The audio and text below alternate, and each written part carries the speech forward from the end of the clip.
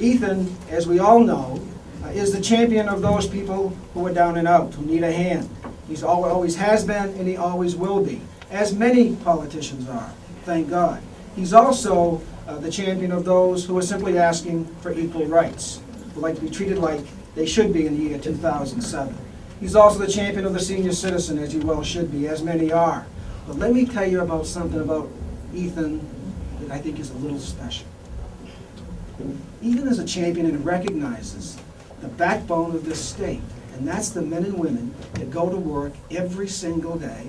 They pay their taxes, they support their families, they pay their property taxes, their income taxes, and their sales taxes to make this state work. That's a group that's oftentimes left out and forgotten. Ethan understands that group as well as he does the others, understands they need representation. He does it as the chair of the Labor Committee every day. He tirelessly works to make sure that workers are paid fairly, that they're protected, that they're safe. He has been in the forefront of looking at alternative sources to foreign oil and expensive foreign oil. He looks at our investments to make sure that our money is where our hearts are, and that we're not investing in countries and in dictatorships and regimes that are killing people and hurting people with our state money. And then there is the war, the famous war. Maine was the first state in 2003, before the first bomb was dropped, before the first shots fired. Ethan Strimling put a resolution in front of the Maine state legislature to oppose the war in Iraq, which we did, and we were the first state and one of the only states early on to do that. And lots of people were talking about the war. Lots of people were opposing the war. Lots of people were saying this is a bad idea. Ethan did something about it, and that is how he approaches every single issue. If you want to know something that I think is very important and most people do, is you can trust him. You can trust Ethan Strimling. That sounds like a very simple statement, but you can trust him. If I'm going to be in a delicate situation in a foxhole, as they say, and I can choose one member of the Maine Senate to be with me, to cover my back, I choose Ethan Strimling. For all kinds of reasons, this man gives his word, and you can count on him. So those are the reasons that I say we need to work for Ethan, we need to give our time and our money, and he's the man we need in Washington to go down and take those people by their ears, get their attention, and let them know that they need to know what Maine is, what people need, and Ethan Strimling is the one to do that. Wow, this has been so much fun. I think I ought to just keep exploring for a little while longer. What do you think? There's no need to jump in. What's the Press Herald going to write about it if I get in this? But you know what, in all seriousness, I have taken a lot of heat over this issue about taking my time to make this decision. And you know what, I have to tell you, I'm really glad that I did take the time. Because the time that I've taken has given me a chance to go all over the 1st District, indeed all over Maine.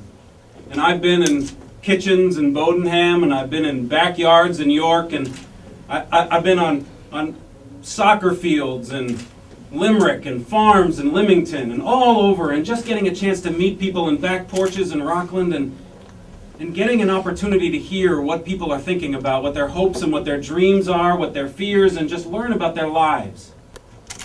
And that's a gift. That's something you don't get to do very often in life unless you're really trying to take the time to learn.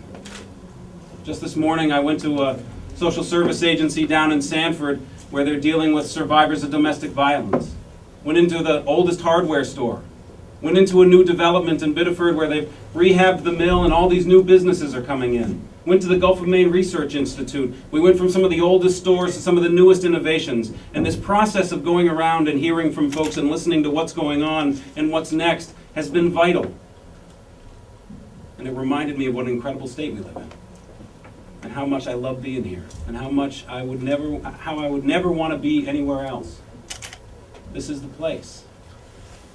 But what I also heard, and some of what Bill was talking about, is that there are a lot of struggles out there. When you go and sit in somebody's living room, I was in Shapley, and I was listening to a family down there, and I was listening to somebody who had retired, who told me that he had to go back to work in order to afford retirement. That tears you apart. I was down in Kennebunk and I was talking to a family, professionals. Both of them have got to have full-time jobs in order to just pay the student loans that they got coming out of college. talking to people every day whose wages have been flatlined or are declining, who are struggling just to figure out, how do I put a little money in the bank so I can take a vacation every once in a while? How do I pay these healthcare premiums? How do I meet my mortgage premiums? All of these struggles, just folks trying to figure out how to make ends meet. But you know what I heard more than anything else? I heard people saying to me, we're not being listened to. Our lives are hard and nobody is listening in Washington. We have an administration right now, billions of dollars wasted on this foreign policy disaster while people can't meet their health care premiums.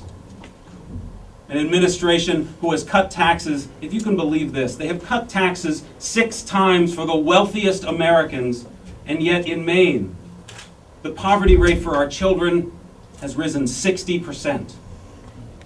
6 tax cuts for the wealthy Americans, poverty risen 60% for children. That's an administration that's out of touch.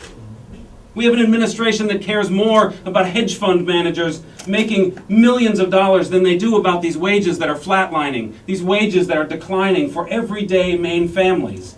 It's an administration that's out of touch, that seems completely addicted to this costly foreign oil at the expense of all of our foreign policy and all of our reputation overseas. And that's an administration that's out of touch, and it's an administration that's not listening. I can guarantee you if George Bush just spent 1 week going around the 1st District of Maine, if he had any ability to listen, he would have changed direction on more policies than we could imagine. Because sitting in people's living rooms, taking the time to hear what they have to say, will change you. And that listening and that reacting is what we need. And so, today, proudly, because of all of you, and because of all the people out there that I have been listening to, and all the people who told me their stories of their struggles, and how hard it is to make ends meet and get their kids into college and pay their health care premiums, because of all of them and all of you, I am proudly announcing that I am a candidate for the United States.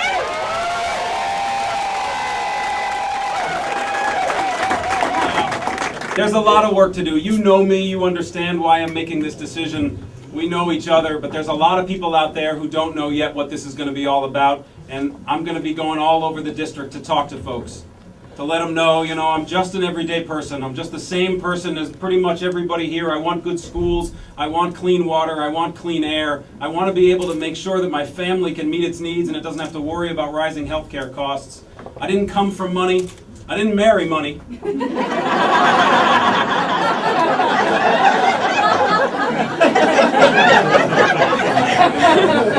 I'm married for heart. I'm not a lawyer.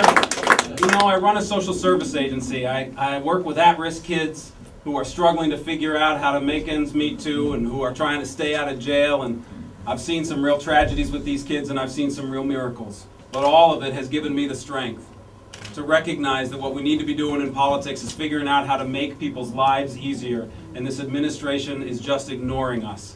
And this economy is killing us. And so I would ask you, I'm going to need your help. I'm going to ask you to join. We got a bus upstairs. And that's a literal bus and it's a figurative bus. There's a lot of people on the bus today, but even if you can't fit on that bus, I'm asking you to join the bus. Because let me ask you a question. Is it time to end this war? Yes! Is it time to close the gap between the rich and the poor that's so wide in the last 6 years? Is it time to end our dependence on costly foreign oil? Well, if you think it's time to do all those things, then folks, it's time to get on the bus because we got some work to do.